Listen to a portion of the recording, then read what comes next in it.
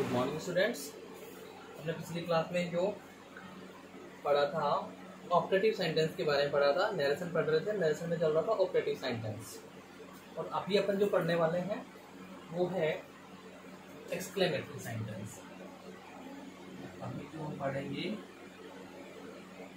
वो है exclamatory sentence. कौन सा है? एक्सक्लेमेटरी सेंटेंस, यानी कि विस्मयादिबोधक वाक्य। कौन से वाक्य है ये? विस्मयादिबोधक या विस्मयवाचक। विस्मयादिबोधक वाक्य इन्हें हम कहते हैं। क्लियर है? तो ये जो सेंटेंसेस होते हैं इनमें किस किस चीज का पता चलता है? इसमें आपको पता चलेगा नफरत, प्रेम, घृणा, ऐसी जो चीजें होती हैं इनका आपको पता चलता है। क्लियर है? चलिए ठीक है।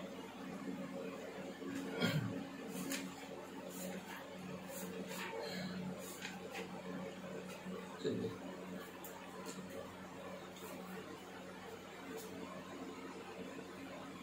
द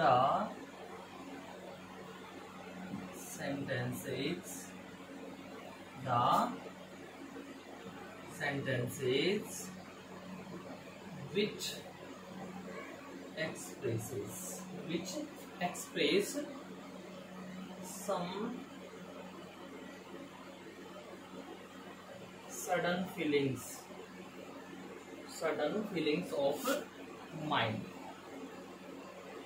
दिमाग, आपके जो मनोभाव होते हैं, आपका जो दिमाग होता है, दिमाग में, मस्तिष्क में अचानक से जो मतलब कुछ फीलिंग्स होती है, उन फीलिंग्स को शो करने के लिए हम एक्सक्लेमेटरी सेंटेंसेस का यूज करते हैं। जैसे joy, sorrow, surprise, suspicion, hate, applause of mind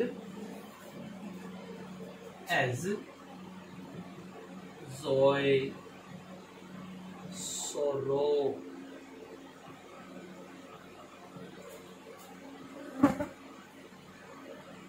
surprise, suspicion का मतलब होता है संदेह। सस्पिशन का मतलब क्या होता है? संदेह। कि यहाँ पे हमको आनंद यानी हर्ष, दुख, आनंद, हर्ष, खुशी, दुख, सरप्राइज, हेट, अप्लाउज और वंडर, इन चीजों का पता चलता है। हेट यानी नफरत और अप्लाउज यानी प्रशंसा, प्रशंसा और वंडर यानी कि आश्चर्य होता है। तो ऐसे सेंटेंसेस जो होते हैं ये, जिनसे आपको कि माइंड पे होने वाली जो सडन फीलिंग्स होती हैं, उनको एक्सप्रेस करने के लिए हम एक्सक्लेमेटरी सेंटेंस का यूज करते हैं। इसका यूज करते हैं, एक्सक्लेमेटरी सेंटेंस का यूज करते हैं। ऐसे सेंटेंसेस हिंदी में बोले तो ऐसे सेंटेंसेस जिनसे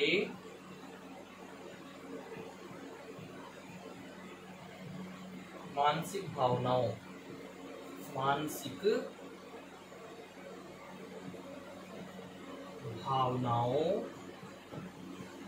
जैसे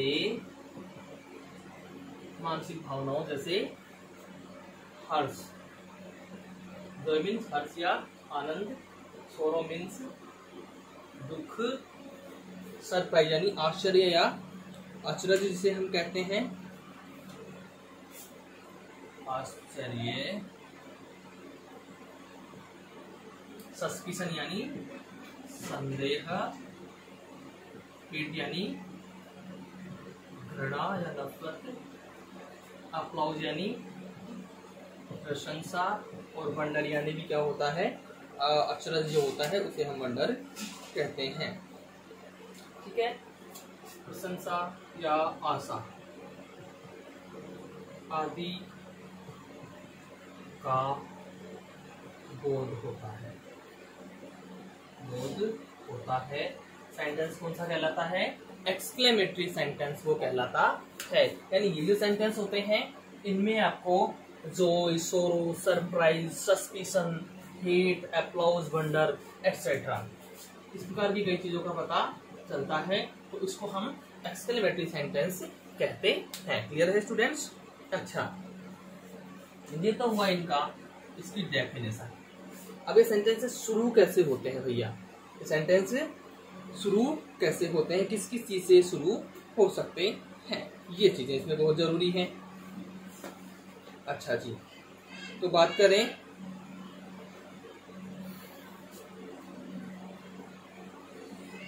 ये सेंटेंसेस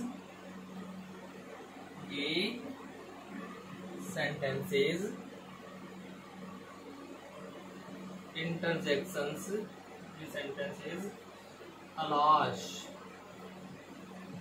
ओह, आह, वाव, रा, वाव, रे, ब्रेवो, वाव, रे, ब्रेवो। इनके अलावा वेल डन, ठीक है, आदि से शुरू होते हैं। वेल डन,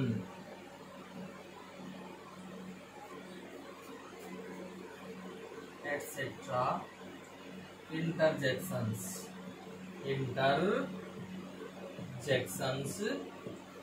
से प्रारंभ होते हैं,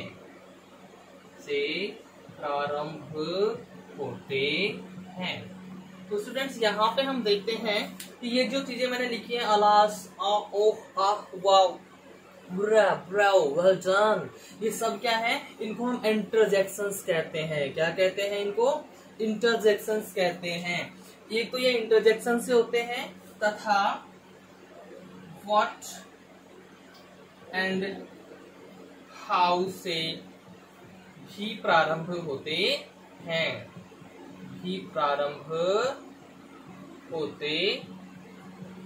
अब डिफरेंस क्या है भैया? इसको मैंने अलग क्यों लिखा? क्योंकि जो इंटरजेक्शंस हैं उनके साथ में, इंटरजेक्शंस वाले वाक्यों के तो इंटरजेक्शन के साथ में ये लगा होता है, और इनमें क्या होता है? हाउ एंड व्हाट से भी प्रारंभ होते हैं, तथा अंत में इंटरजेक्शन मार्क लगा होता है। सॉरी, एक्सक्लेमेशन मार्क चाहूंगा, एक्सक्लेमेशन।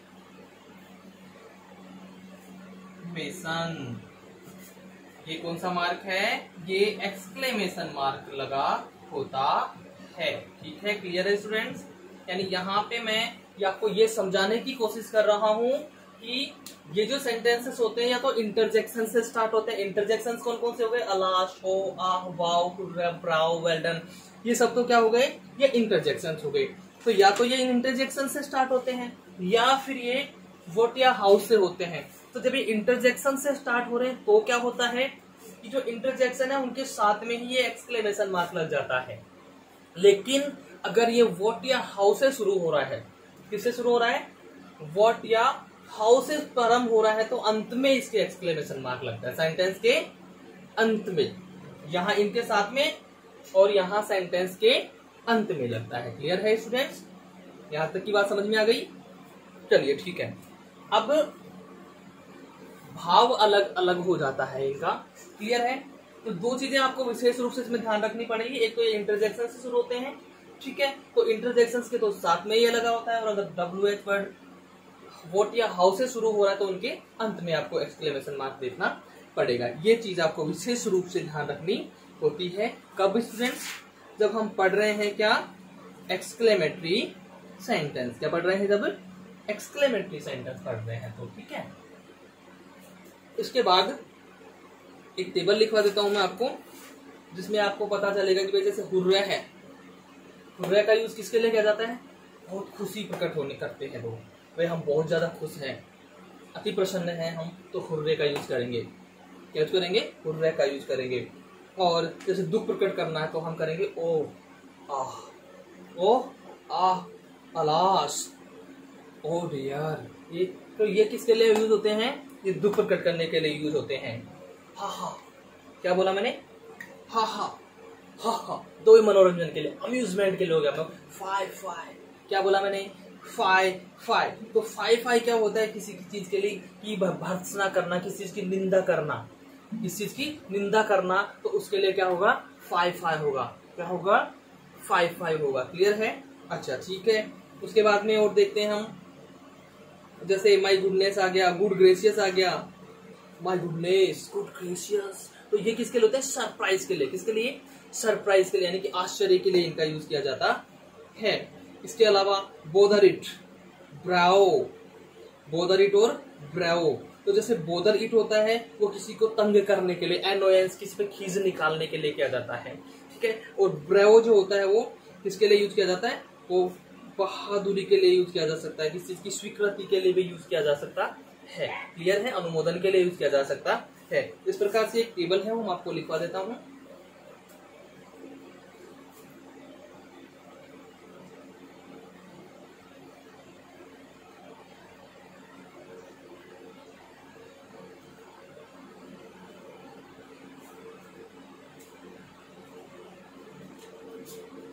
कैसे लिखते हैं टेबल को, हम बना लेते हैं कॉलम, यहाँ पे ये कॉलम बना लेते हैं अपन, ठीक है। इसको ऊपर से अपन यहाँ से बंद कर देते हैं इसको।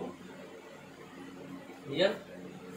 तो पहले एक्सक्लेमेटरी वर्ड्स लिख देते हैं, फिर उनका इंग्लिश मीनिंग लिख देते हैं, फिर उनका हिंदी मीनिंग लिख देंगे। तो सबसे पहले हमको क्या लिखना है भाई, जो एक्सक्लेमेटरी वर्ड्स अपन लिखने वाले हैं, एक्सक्लेमेटरी वर्ड,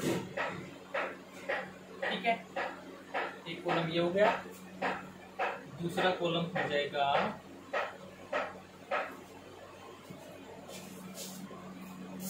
इंग्लिश मीनिंग का, और इसका तीसरा हम कर लेते हैं हिंदी मीनिंग, हिंदी मीनिंग, ठीक है। तो भाई अलग अलग में अलग अलग मीनिंग निकलेगी, वो बताएंगे आपको।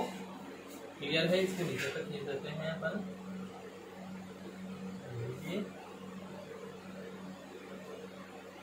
इसको भी नीचे तक खींच देते हैं, ठीक है। चलिए ये हो गए। तो इसमें हम एक्सक्लेमेटरी वर्ड्स लिख देते हैं, यहाँ पे इनकी इंग्लिश मीनिंग लिखेंगे, यहाँ पे इनकी हिंदी मीनिंग लिखेंगे, ठीक है। जैसे सबसे पहले अपन लिखें हुर्रा, क्या, हुर्रा, ये एक नंबर पे मैंने लिख दिया हुर्रा। अगर क्या हो रहा है, सेंटेंस की शुरुआत किससे हो रही है, हुर्रा। तो ये हुर्रा क्या होता है भैया, किसको शो करता है, ये जॉय, किसको शो करता है, ये जॉय को, यानी कि हर्ष, खुशी, आनंद, हर्ष, खुशी, आनंद, इसको ये शो करता है। क्लियर है? उसके बाद हम बात करते हैं ओ अलाश, ओ अलाश की बात करते हैं, ठीक है। तो ओ अलाश ये हो गया एक नंबर पे, क्या करना है। अब हम 2 नंबर पे क्या करते हैं, एक तो हम ले लेते हैं ओ, हम ले लेते हैं अलास, और ले लेते हैं आ, ओ अलास आ, ये हम ले लेते हैं 2 नंबर पे। क्लियर है? तो ये जो तीनों हैं, इन तीनों का ही मीनिंग क्या होता है, दुख प्रकट करने के लिए इन तीनों का यूज किया जाता है सोरो, सोरो यानी कि दुख। सोरो का मीन्स क्या होगा यहाँ पे, दुख। भैया हम किसी भी चीज से क्या है, दुखी हैं, दुख प्रकट कर रहे हैं, तो उसके लिए या तो सोरो का यूज कर, अलाश होगा या ओ होगा या आह, अलाश ओ आह अगर ये है तो क्या होता है, सोरो। अगर शुरुआत किससे हो रही है, हा हा, हा हा, अब ये हा हा हा हा, तो ये किसको शो कर रहा है भैया, हंसने को। किसको शो कर रहा है, ये हंसने को। अगर इससे हो रहा है तो हम इसको क्या मानेंगे, हम इसको मानेंगे अम्यूजमेंट, अम्यूजमेंट। और भाई अम्यूजमेंट का मतलब क्या होता है, अम्यूजमेंट का मतलब होता है मनोरंजन। क्या होता है, मनोरंजन।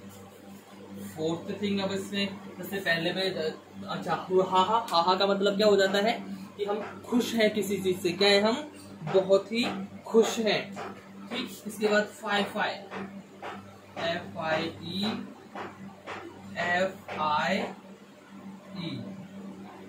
इसमें क्या होता है, रीप्रूफ के लिए यूज किया जाता है इसका। किसके लिए, रीप्रूफ के लिए,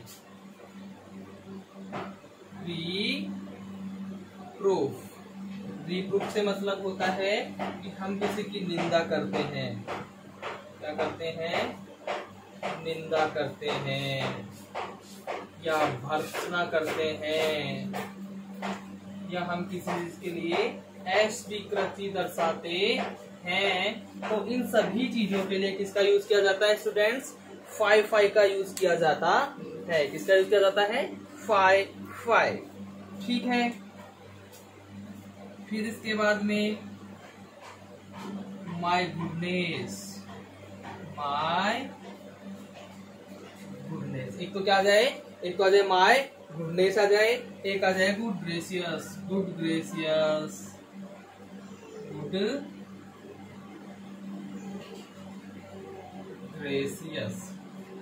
अगर इनमें से कोई सा भी आ रहा है, माई गुडनेस और गुड ग्रेसियर, तो ये किसके लिए होते हैं, आश्चर्य के लिए होते हैं। किसके लिए, सरप्राइज के लिए।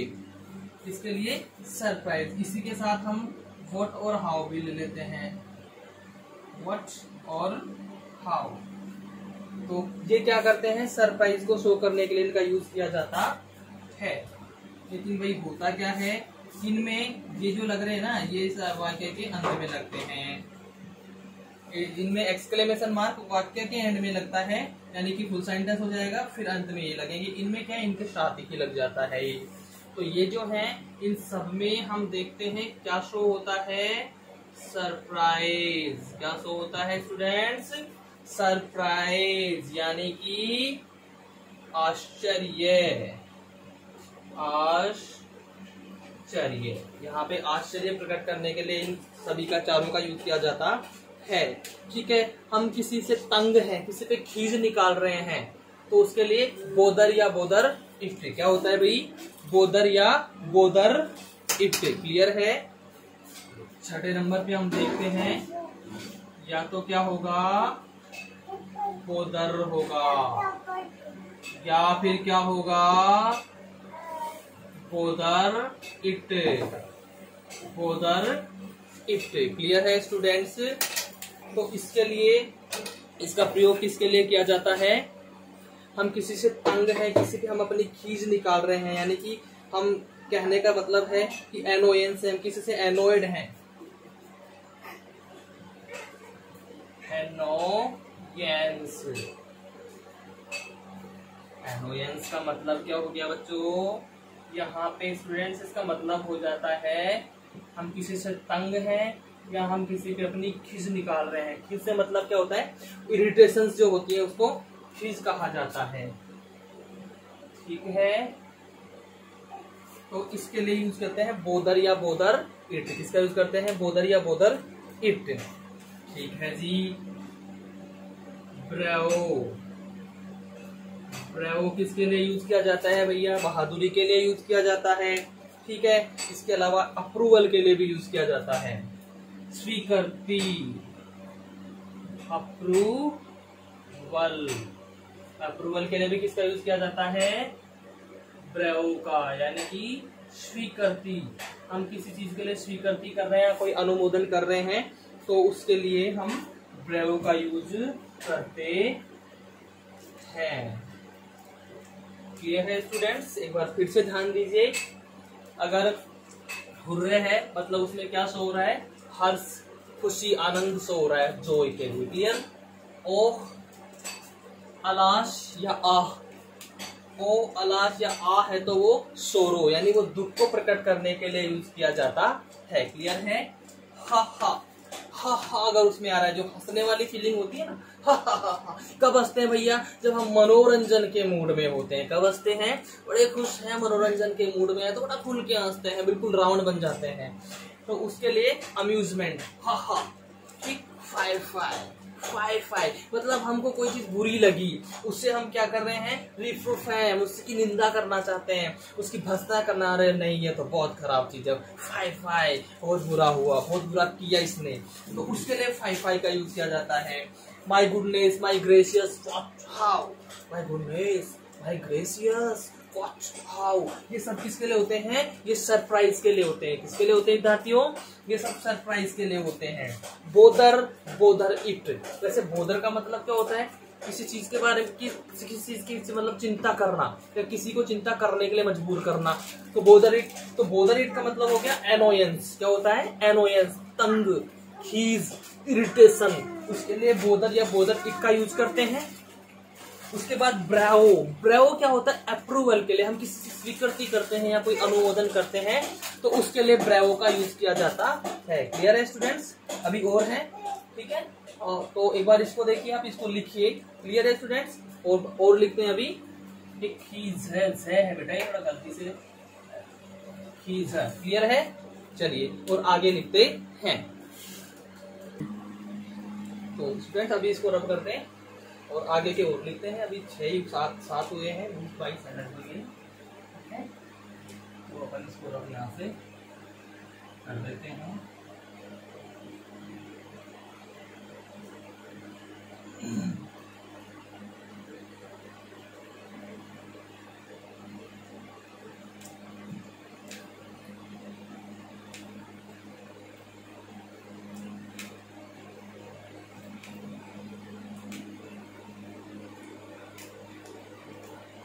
टेबल से हमको क्या फायदा मिलेगा, टेबल से ये फायदा मिलेगा कि ऐसी जो भावना, ऐसे जो वर्ड लिखे आते हैं तो उनकी भावना हम कई बार समझ नहीं पाते हैं, तो इससे हमको ये टेबल अगर याद होगी तो तुरंत पता चल जाएगा कि सेंटेंस में क्या कहना चाह रहा है, मतलब सेंटेंस का जो भाव है वो क्या है, वो चीज हमें तुरंत पता चल जाती है। क्लियर है ना स्टूडेंट्स, चलिए ठीक है, हो गए थे और आगे अपन लिखते हैं।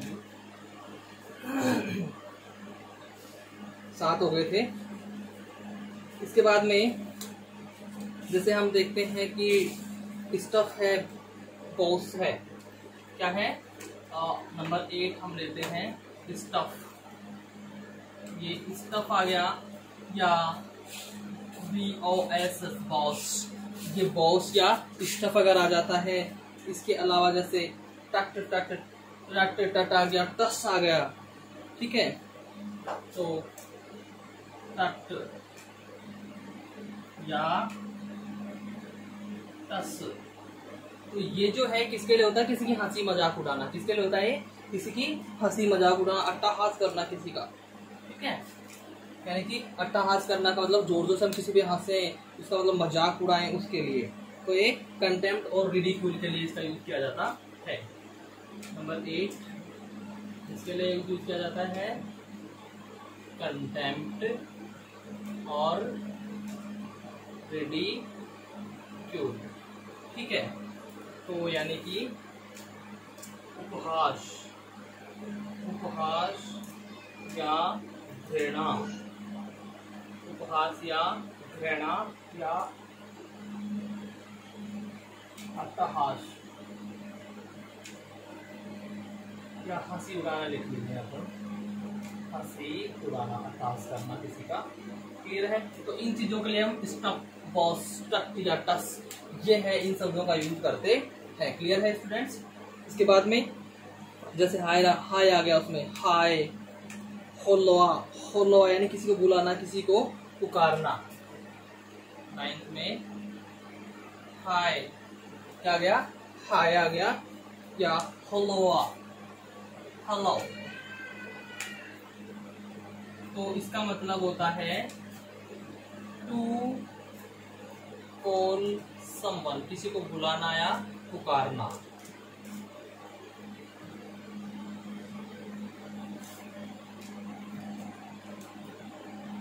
किसी को बुलाना, किसी को बुलाना या पुकारना, तो इसके लिए इनका यूज किया जाता है। क्लियर है। इसके बाद में हम और देखते हैं, तो जैसे हम, हेम, हम्फ, जैसे हम,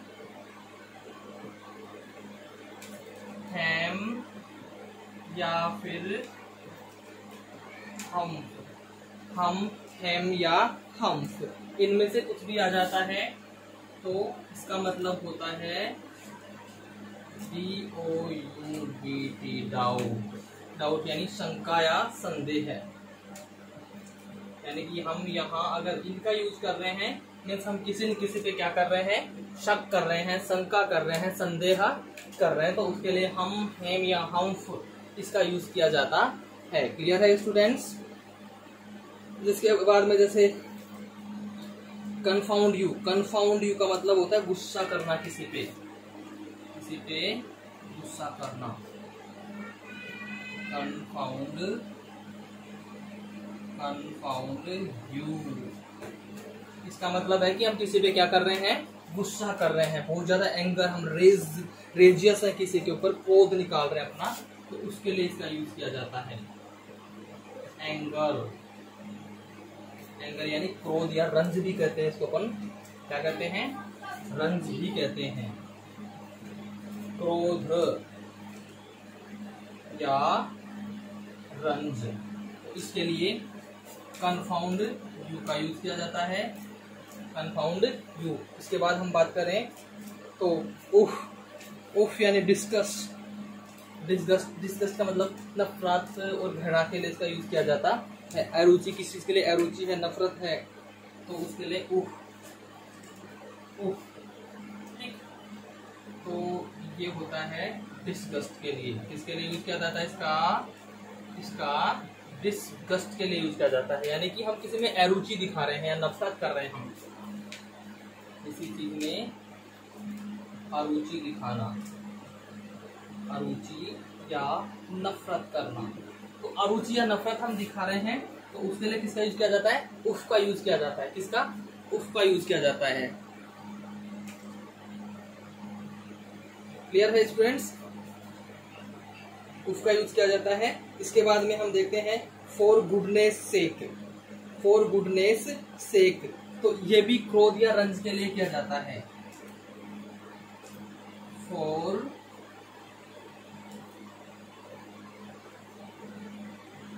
goodness sake, for goodness sake, तो ये किसके लिए किया जाता है, ये भी क्रोध और रंज के लिए किया जाता है, यानी एंगर के लिए इसका यूज किया जाता है। एंगर सेम वही है, क्रोध या रंज, क्रोध या फिर रंज।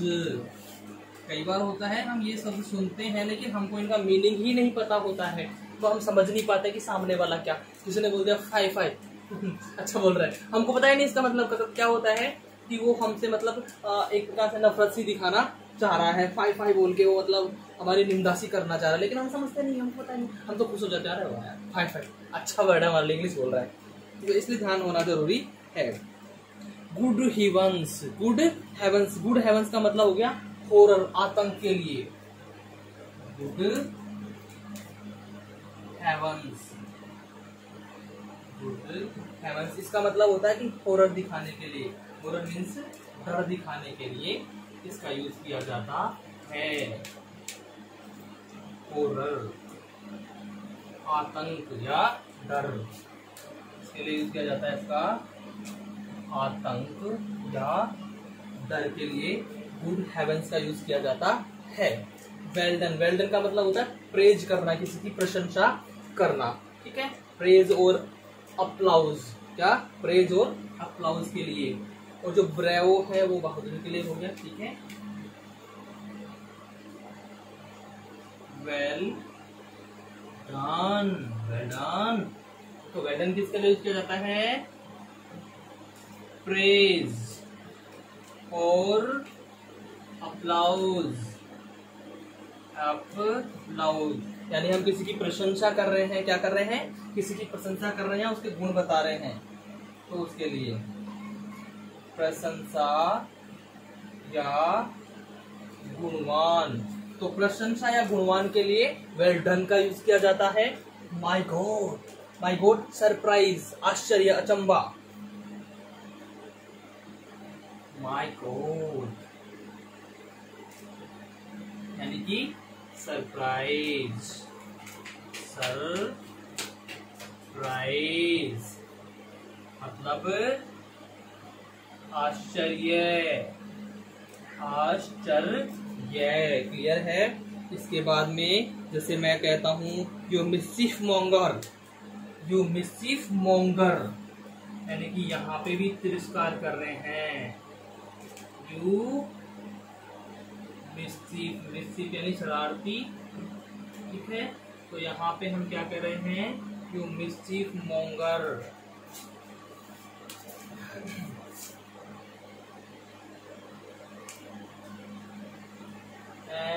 MONGER।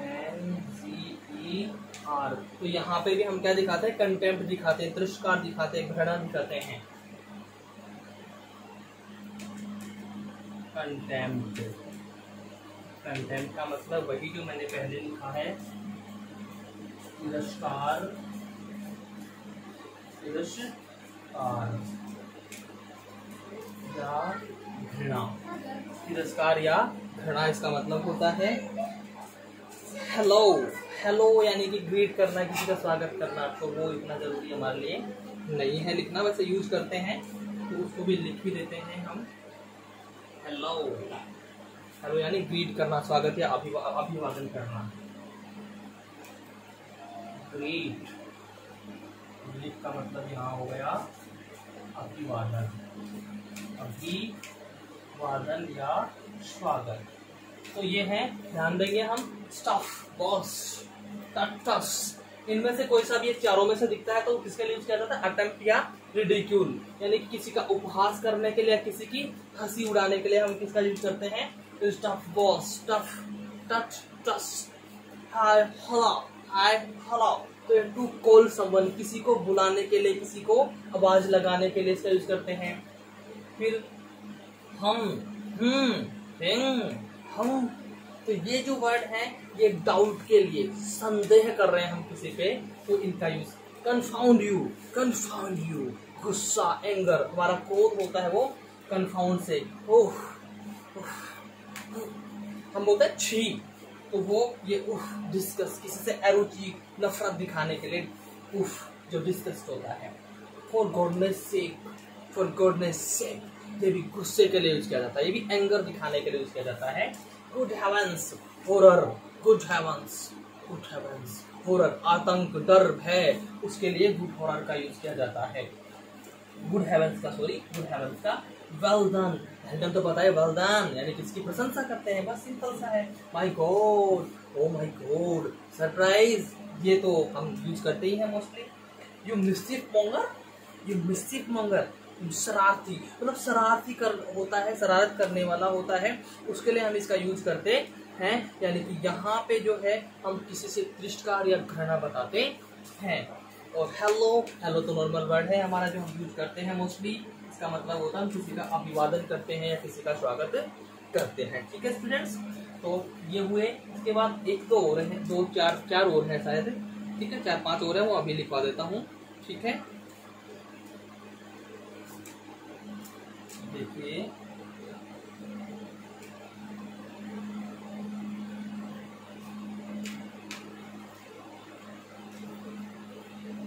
एक तो ही है, वो मैं यही किसी में दिखा देता हूँ, इसी टेबल में ऊपर।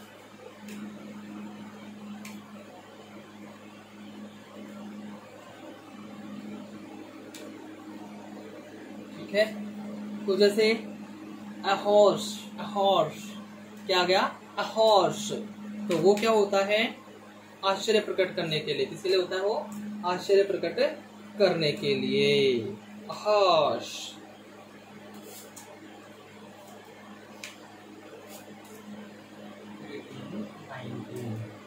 हॉर्स, ये हो गया।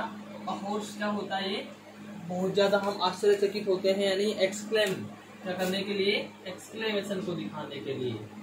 एक्सक्लेम यानी कि आश्चर्य, क्या, आश्चर्य। क्लियर है। इसमें हम और देख लेते हैं एक, हेल्प, हेल्प, क्या, हेल्प, हेल्प, तो साउट फॉर हेल्प, मदद के लिए चिल्लाना। कई बार ऐसे भी आता ना नॉर्मली हेल्प तो कोई बात नहीं, लेकिन हेल्प के साथ अगर ये एक्सक्लेमेशन मार्क लग रहे हैं, हेल्प हेल्प, तो टू कॉल फॉर हेल्प या टू क्राई फॉर हेल्प या साउट फॉर हेल्प, ये सबसे बेस्ट है। साउट फॉर हेल्प, मदद के लिए चिल्लाना।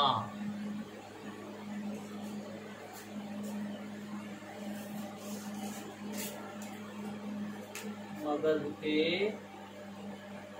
लिए चिल्लाना। तो ठीक है, ये हो गई अपनी कंप्लीट टेबल। क्लियर है स्टूडेंट्स? चलिए, तो इससे हमको ये समझ में आ जाता है कि भाई कौन सा वर्ड है तो उसका क्या मतलब है। क्लियर है? तो चलिए स्टूडेंट्स, अब हम इसके बाद देखते हैं कि अब जब इनडायरेक्ट बनाते हैं इन सेंटेंसेस को तो हम किस प्रकार से करते हैं, वो अब हम देखते हैं। ठीक है, टेबल कंप्लीट हो गया है आपका। इतने सारे आपके 10th लेवल पे तो कम से कम यूज नहीं होते, हाई लेवल पे जाके यूज होते हैं ये, लेकिन फिर भी थोड़ा सा स्कोर पे कि आगे जाके आपके काम आए, इसलिए ये टेबल लिखवाई गई है। बाकी 10th में इतने बड़ी चीजें काम नहीं आती है।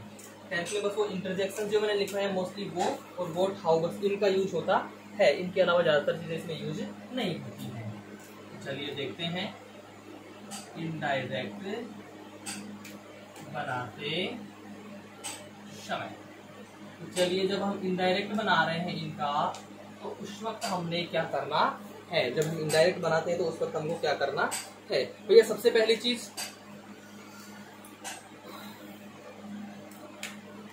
चीज जो हर एक में होती है, सेड। सेड को या तो सिंपल हम सिर्फ किसमें चेंज करेंगे, एक्सक्लेम्ड में। सिंपल एक्सक्लेम्ड, या तो हम करेंगे मात्र एक्सक्लेम्ड। क्लियर? या फिर हम इसको चेंज करेंगे कैसे, exclaimed with surprise. Exclaimed with तो सभी में रखना है आपको। सैड को किसमें चेंज करेंगे भाई, एक्सक्लेम्ड विथ तो सभी में, या तो एक्सक्लेम्ड में कर दो, या तो सैड को सिर्फ एक्सक्लेम्ड में कर दीजिए, या फिर एक्सक्लेम्ड विद अगर कर रहे हैं तो एक्सक्लेम्ड विद में अलग अलग चीजें आएंगी। एक्सक्लेम्ड विद सोरो, ठीक है, एक्सक्लेम्ड विद सरप्राइज, ठीक है, एक्सक्लेम्ड विद सोरो, सरप्राइज। और इसके अलावा जैसे वो ये दुख के लिए हो गया, आश्चर्य के लिए हो गया, खुशी के लिए एक्सक्लेम्ड विद जोय या डिलाइट, एक्सक्लेम्ड विद जॉय या डिलाइट। तो अब ये सोरो और ये सब किस में आते हैं भाई, अलाश, ओ, आह। ये तो अगर इनसे शुरू हो रहा है सेंटेंस तो ये एक्सक्लेम विद सोरो हो जाएगा। अगर है व्हाट, हाउ, व्हाट से शुरू हो रहा है या हाउ से शुरू हो रहा है, व्हाट या हाउ से शुरू हो रहा है। और भी सरप्राइज के जो थे, जैसे भाई इसमें व्हाट हाउ से, मोस्टली व्हाट हाउ से ही होता है। क्लियर है? इनमें से किसी से स्टार्ट हो रहा है तो हम क्या मानते हैं उसको, हम उसको मानते हैं सरप्राइज में ले लेते हैं। और अगर, और जैसे वाओ, वाओ, ये वाओ हो गया, अगर इनसे आपका वाक्य शुरू होता है तो हम इसको किसमें लेते हैं, जॉय या डिलाइट में। एक बार फिर से ध्यान देंगे। ठीक, इसके बाद में हम लिखते हैं इसका कनेक्टिव। कनेक्टिव इसमें यूज किया जाता है दैट। कनेक्टिव क्या यूज किया जाता है भाई स्टूडेंट्स में, दैट का यूज किया जाता है। क्लियर है? तो ये चीजें तो हमको मोस्टली सब में ध्यान रखनी है। ठीक है, तो व्हाट, हाउ, इंटरजेक्शंस आदि शब्दों को हम यहाँ से क्या कर देते हैं, हटा देते हैं। What,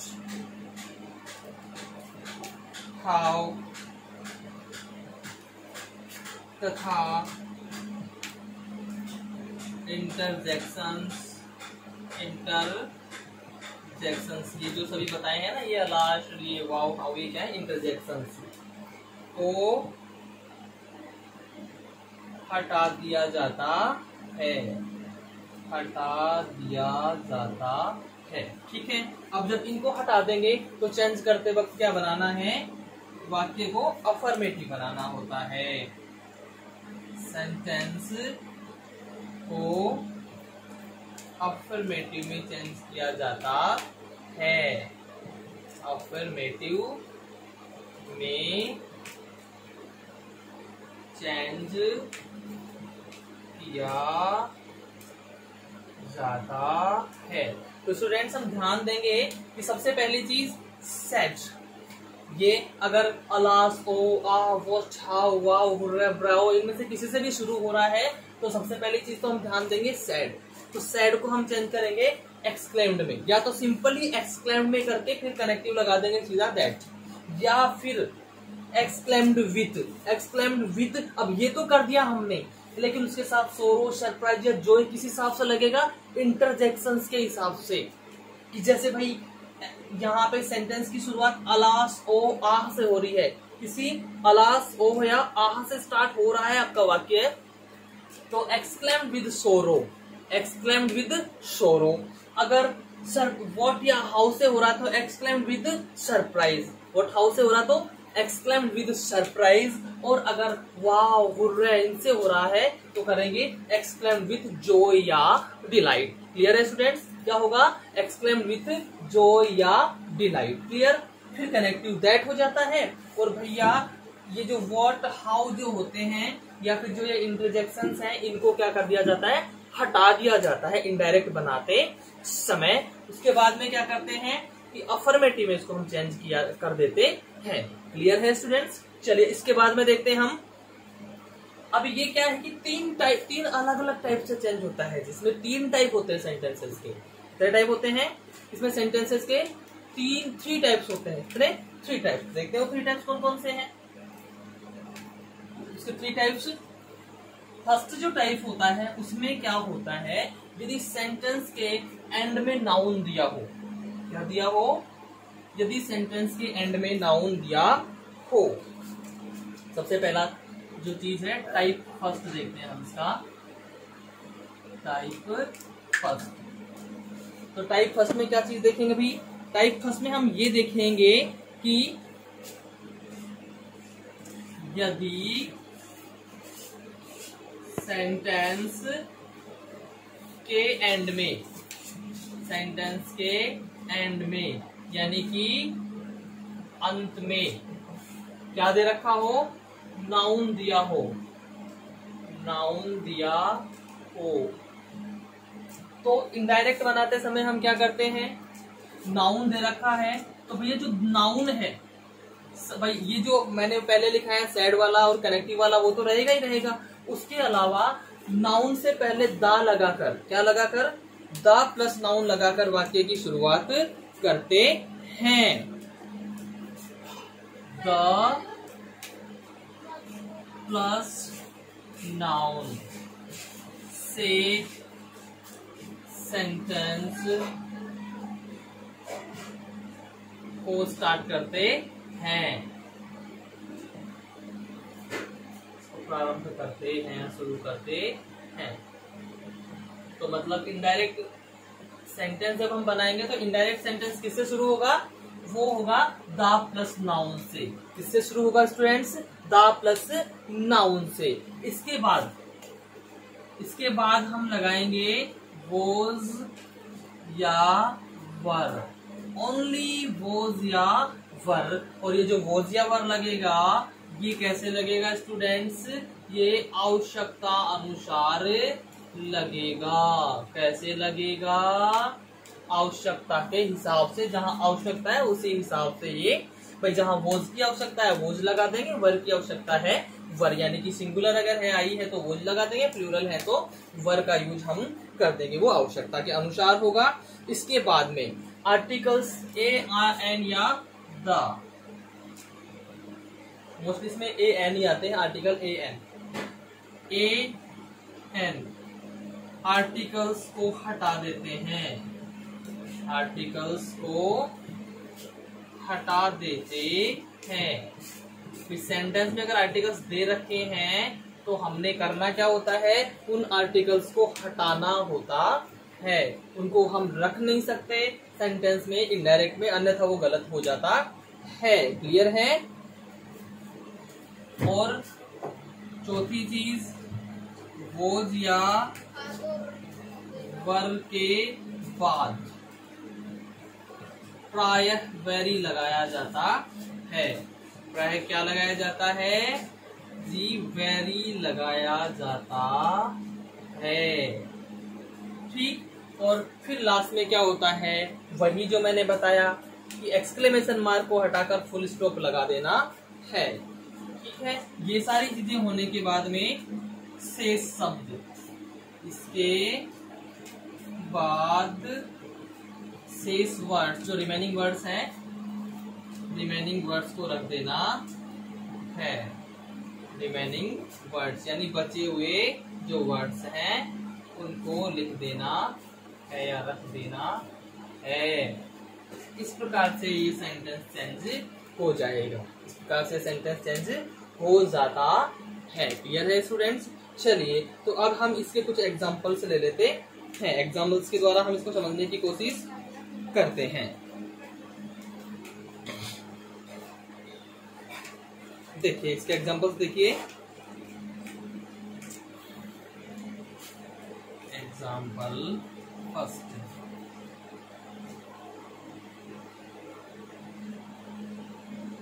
Suraj said, Suraj said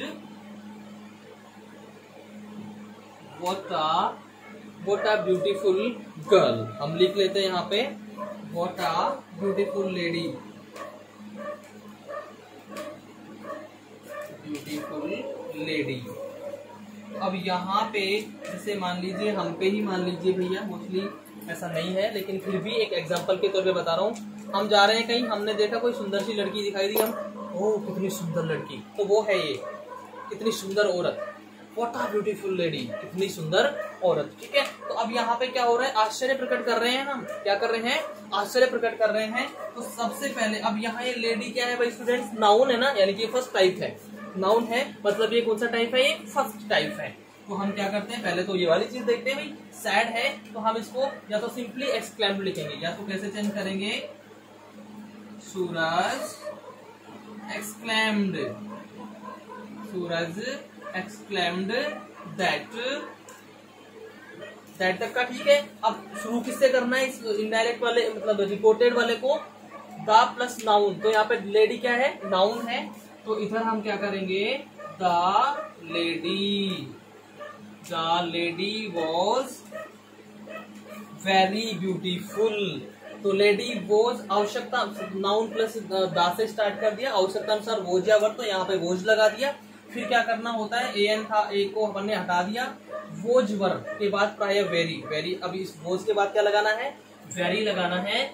the lady was very, अब बचा क्या अपने पास में, ब्यूटीफुल, ब्यूटीफुल को हम यहाँ रख देते हैं भाई, क्या ये लीजिए, the lady was very beautiful. तो ये हो गया आपका इनडायरेक्ट स्पीच। क्लियर है जी? ये डायरेक्ट था, हमने इनडायरेक्ट कर दिया। अब यहाँ एक हम ये कर सकते हैं, Suraj exclaimed that the lady was very beautiful. या एक कैसे कर सकते हैं, एक ऐसे कर सकते हैं भाई, Suraj exclaimed, Suraj exclaimed with surprise. What है ना, व्हाट, तो सरप्राइज हो रहा है ना सेंटेंस में, exclaim with surprise that the lady was very beautiful,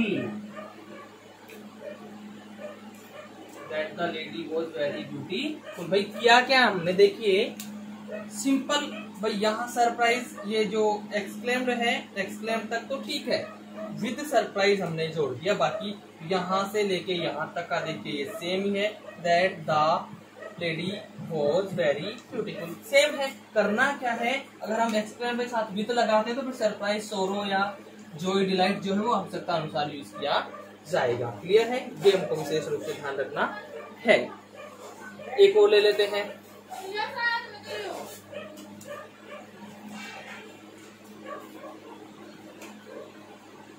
they said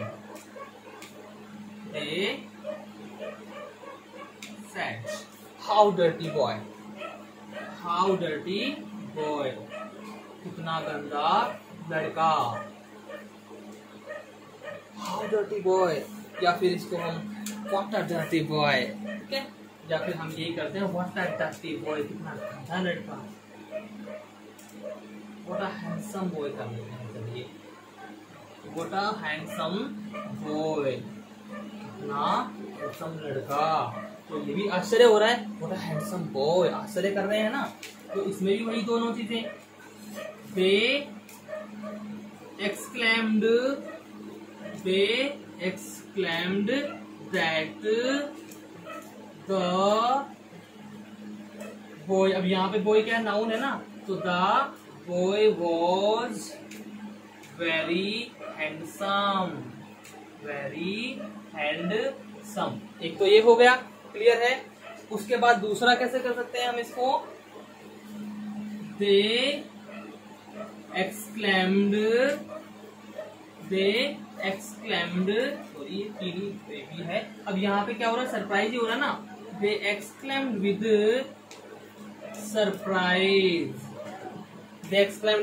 surprise, अब ये क्या है, नाउन दाई है ना, that the boy was very handsome,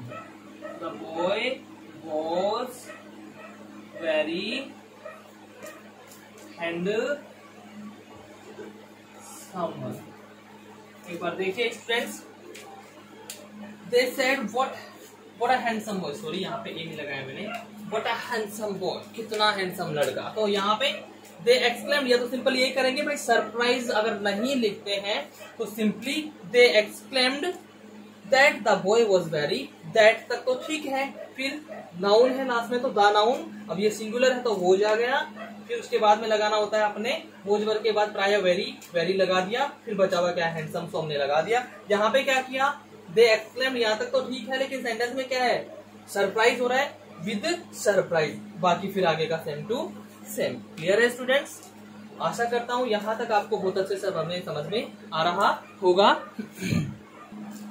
तो चलिए स्टूडेंट्स, इसका एक आध एग्जांपल और देख लेते हैं, यहाँ से इसको रफ कर देते हैं। देखिए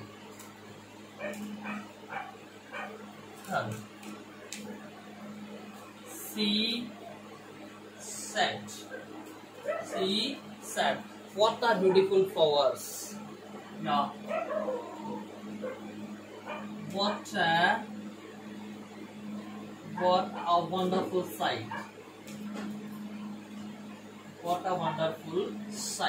sight यानी नजारा या दृश्य, what a wonderful sight, कि कितना शानदार नजारा है, कितना शानदार स्थान है।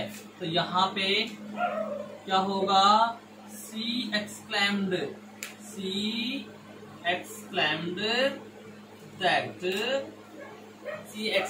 that the sight was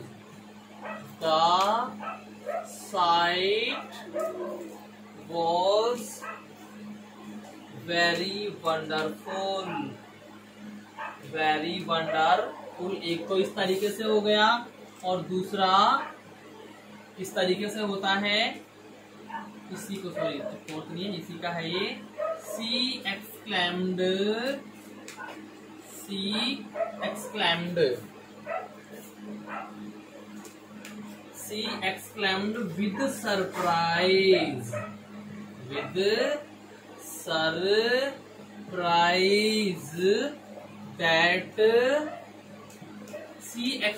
with surprise, that the sight was very wonderful, the sight was very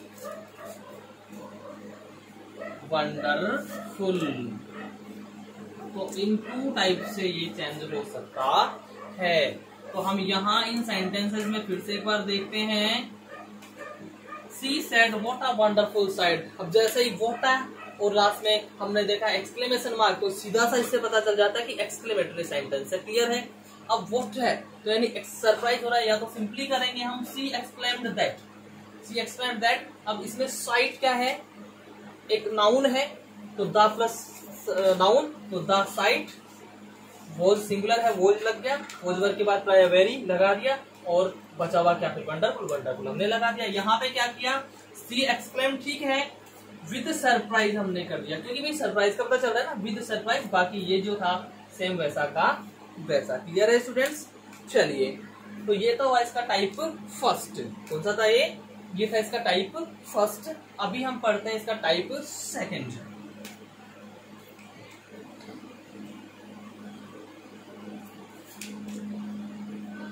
अभी हम जो पढ़ने वाले हैं वो होगा इसका type second.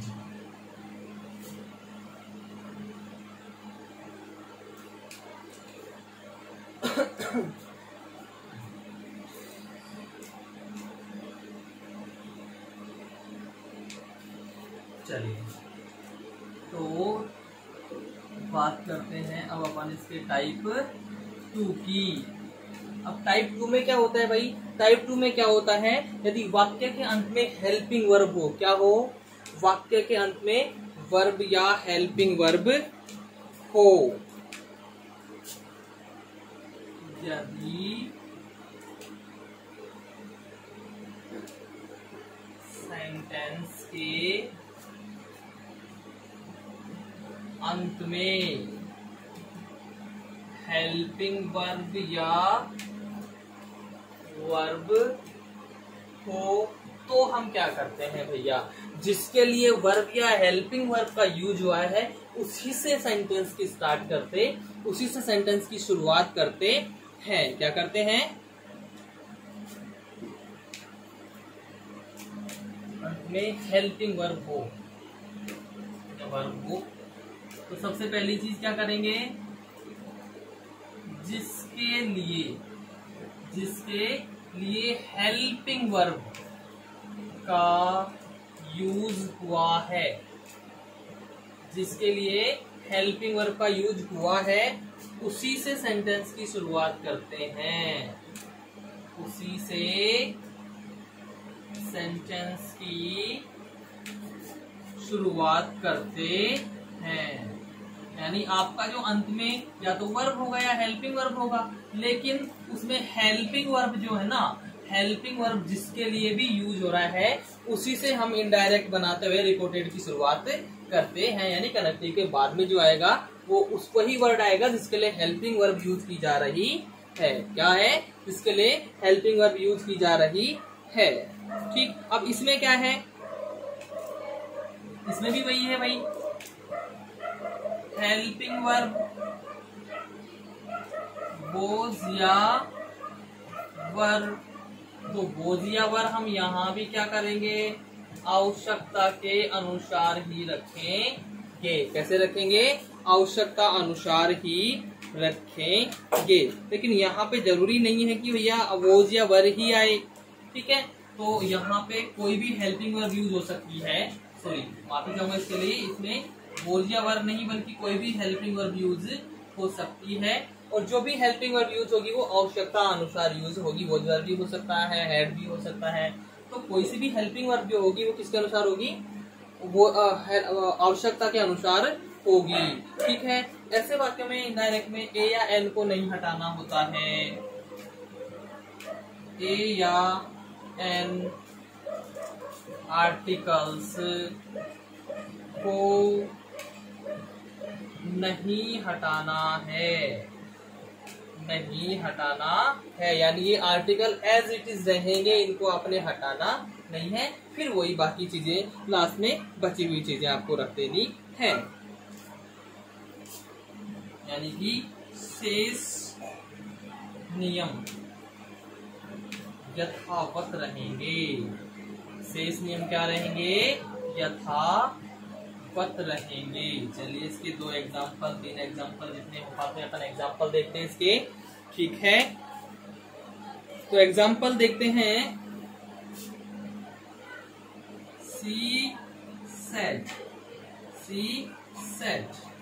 How unlucky, how lucky I M, how lucky I M.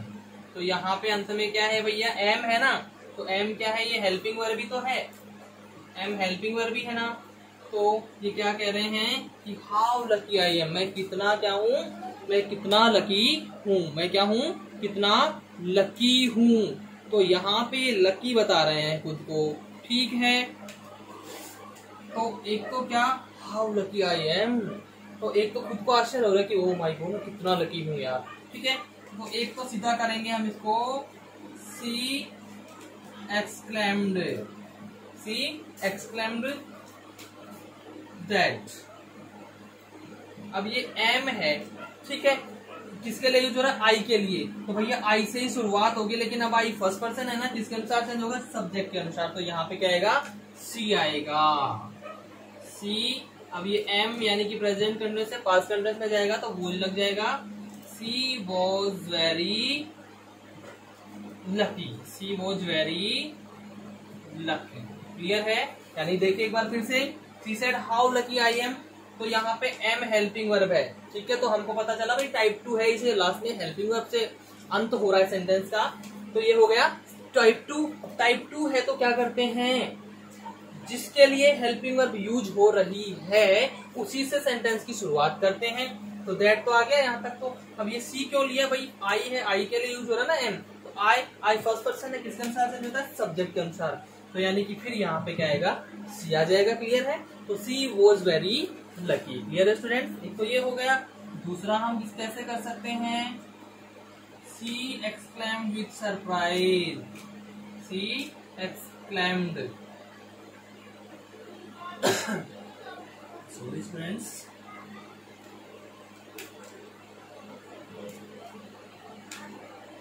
exclaimed with surprise that she was very lucky, she was very lucky. Clear है स्टूडेंट्स। इसके बाद हम देखते हैं एक और सेंटेंस ले लेते हैं, he said, he said what a wonderful car या what a wonderful house he has purchased, what a wonderful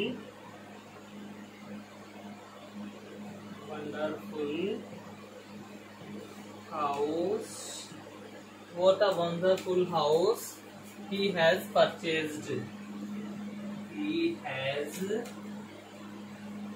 purchased। अंत में क्या आ रहा है, अंत में इसमें आ रही है वर्ब, अंत में क्या आ रहा है भाई, वर्ब। अब लेकिन यहाँ वर्ब से मीन नहीं, हमको ये देखते हैं हेल्पिंग वर्ब, ये किसके लिए यूज हो रहा है, इसके लिए, he has, तो ये he के लिए यूज हो रहा है, तो सेंटेंस की शुरुआत किससे होगी, ये he से ही होगी। क्लियर है, तो चेंज करते हैं हम, he exclaimed, he exclaimed that। किससे शुरू करेंगे, he थर्ड पर्सन है तो थर्ड पर्सन में कोई चेंज नहीं करता, तो he ऐसा का ऐसा आ जाएगा। he, अब हेल्पिंग वर्ब ये प्रेजेंट परफेक्ट है, किसमें जाएगा, पास्ट परफेक्ट में जाएगा, तो he had purchased, he had purchased a very wonderful house। क्या, he had purchased a very wonderful house। यहाँ पे मैंने पहले बताया था आपको कि इसमें आर्टिकल ए या एन को हटाया नहीं जाता है। he had purchased a very wonderful house। Clear है स्टूडेंट्स, तो ये हो गए आपके 2 टाइप्स। दूसरा टाइप क्या है, मतलब अंत किससे होगा, या तो हेल्पिंग वर्ब से या वर्ब से। सेंटेंस के एंड में या तो हेल्पिंग वर्ब होगी या वर्ब होगी। तो इनडायरेक्ट किससे बनाएंगे, कि जिस भी वर्ड के लिए, जिस भी नाउन या प्रोनाउन के लिए हेल्पिंग वर्ब का यूज हो रहा है सेंटेंस में, चाहे वो हेल्पिंग वर्ब से एंड हो चाहे वर्ब से, लेकिन हेल्पिंग वर्ब जिसके लिए यूज हो रहा है उसी से सेंटेंस की शुरुआत करते हैं। जैसे इस वाले सेंटेंस में एम है, तो एम के लिए क्या, किसके लिए यूज हो रहा है, आई के लिए, तो हमने आई को इसके अनुसार चेंज करके यहाँ यूज किया। यहाँ पे क्या है, इसमें हैज किसके लिए यूज हो रहा था, ही के लिए, ही के लिए यूज हो रहा था, तो हमने क्या किया भैया, ही थर्ड पर्सन, इसको ऐसा का ऐसा यहाँ पे लिख दिया, इसी सेंटेंस की शुरुआत की। अब इसको दूसरा तरीका क्या है, दूसरा तरीका यही है इसका कि एक्सक्लेम्ड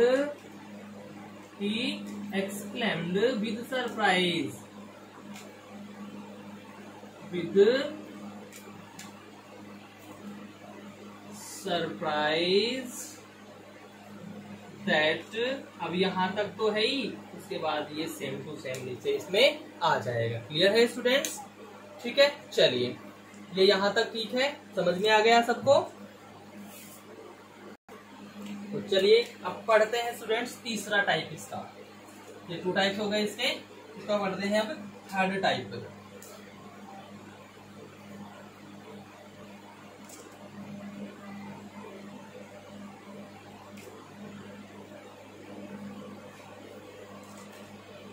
अच्छा, इसमें क्या होता है कि जो सेंटेंस है उसकी शुरुआत अलाश टाइप थर्ड, यदि सेंटेंस की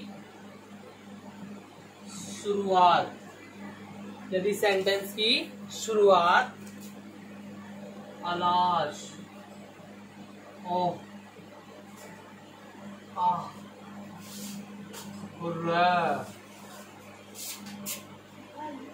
ब्रेवो एटसेट्रा से हो। तो अगर सेंटेंस की शुरुआत आपकी किससे हो रही है, अलास, ओ, आ, हुर्रा, ब्रेवो, तो ये जो इंटरजेक्शन है ना, जिनके साथ में ये लगता है, अगर इससे इसकी शुरुआत होती है सेंटेंस की, तो हम क्या करते हैं, तो हम उसको आवश्यकता अनुसार एक्सक्लेम्ड विद जॉय, सोरो या सरप्राइज लगा देते हैं। सबसे पहली चीज तो वो तो छोड़ो, वो तो इसके अनुसार हो जाएगा, उसमें तो कोई दिक्कत नहीं, कनेक्टिव तक हमारी चीज हो जाती है। फिर हम क्या कर सकते हैं, तो इसको चेंज करते वक्त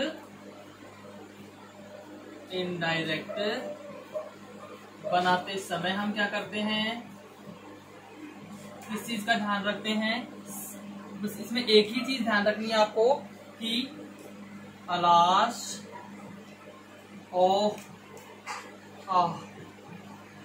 हुर्रा, ब्रेवो, क्लियर? आदि को हटाकर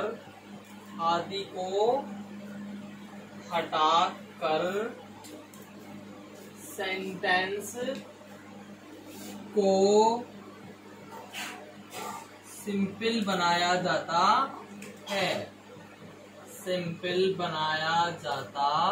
है। चलिए सिंपल बन गया सेंटेंस, फिर इसको सिंपल रूल्स के अनुसार चेंज किया जाता है। जो आपके सिंपल रूल्स होते हैं अफर्मेटिव में लागू होते हैं, असर्टिव में हो उसके हिसाब से चेंज करना होता है। सिंपल रूल्स के अनुसार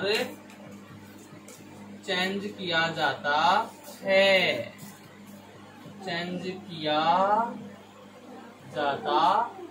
क्लियर है स्टूडेंट्स? चलिए ठीक है, आप एग्जांपल्स लेते हैं, हम इसके 1 या 2 एग्जांपल्स लेते हैं, समझ में आ जाएगी बात। सी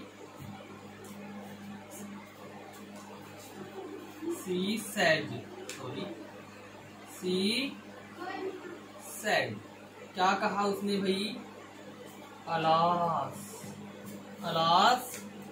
he is no more now। उसने कहा अलाश he is no more now। तो क्या होगा, इसमें चेंज कैसे करेंगे, एक तो ये हो जाएगा, या तो हम करेंगे इसको सी एक्सक्लेम्ड, या तो सिर्फ क्या कर देंगे सी एक्सक्लेम्ड, या फिर क्या करेंगे सी एक्सक्लेम्ड विद सोरो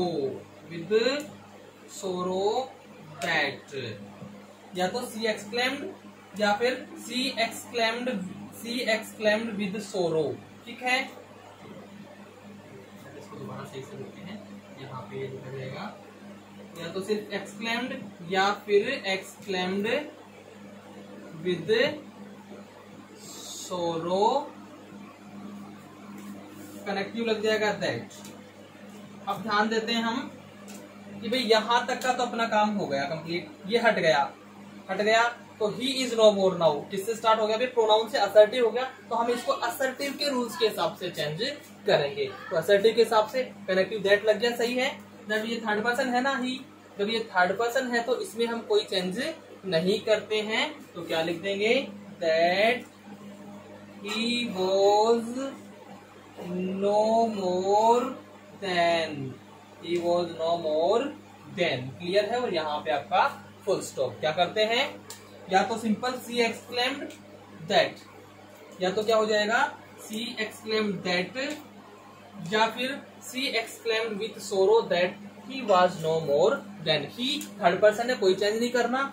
फिर इज है, प्रेजेंट करने से किसमें जाएगा, पास करने से, हमने बोझ करना है। नो मोर और नाउ को किसमें चेंज कर देंगे, देन में चेंज करेंगे, क्लियर है। इसके बाद और देखते हैं एक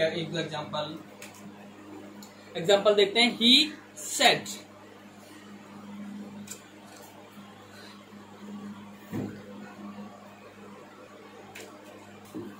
देखिए तो हम यहां लिखते हैं अब he said to him, he said to him. तो यहां हम सेंटेंस लिखते हैं bravo, bravo you have done well, you have done well, clear है। चलिए अब इसको हम, सॉरी यहाँ पे नहीं लगेगा क्योंकि शुरुआत में लगा दिया अपन ने, यहाँ पे नहीं लगता है ये। तो he said to him bravo you have done well। अब यहाँ bravo जब आ रहा है तो क्या करते हैं, he applauded, said to को किसमें चेंज कर देंगे हम, applauded में कर देंगे, he applauded him। अब उसने प्रशंसा की उसकी, क्या कहते हुए, तो क्या he applauded him saying that। अब यहां तक का किस्सा खत्म। You have done well मतलब एक बार फिर से हम देख रहे हैं कि ये असर्टिव सेंटेंस हो गया। तो अब ये you सेकंड पर्सन है, किसके अनुसार चेंज होगा, इसके अनुसार, ऑब्जेक्ट के अनुसार। तो यहाँ पे क्या हो जाएगा, he that he had done और इसके साथ में well, he had done well, clear है। ये हो गया आपका। और देख लेते हैं, एक वाक्य देख लेते हैं। और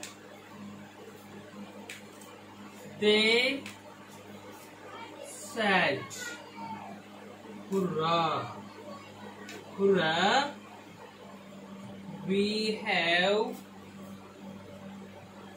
won the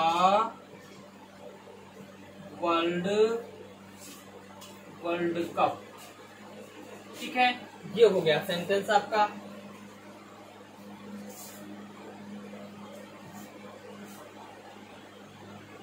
We have won the world cup.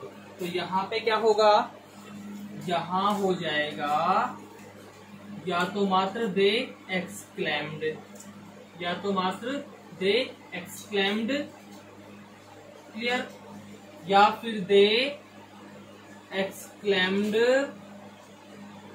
With. अब हुर्रा किस में आता है, जॉय या डिलाइट में, तो हम लिख देते हैं यहाँ पे जॉय क्योंकि छोटा है, विथ जॉय दैट। अब यहाँ पे वी आ रहा है, क्या आ रहा है, वी फर्स्ट पर्सन है, किसके अनुसार चेंज होगा, सब्जेक्ट के अनुसार, यानी कि दे यहाँ पे ऐसा का ऐसा आ जाएगा, दे।